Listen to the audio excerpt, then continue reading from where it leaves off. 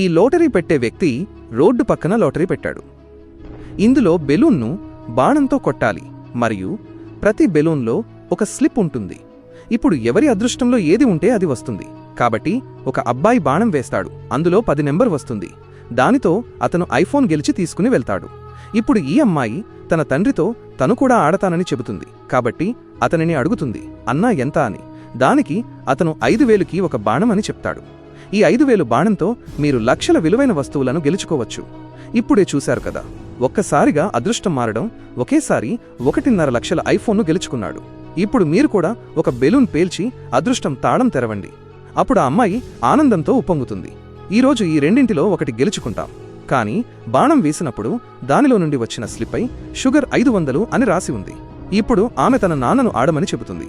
అప్పుడతను చేతులు తట్టుకుని సిద్ధమవుతాడు మరియు బాణాన్ని విల్లుపై ఉంచి గురిపెడుతున్నాడు. కూతురు ఉత్సాహం నింపుతోంది.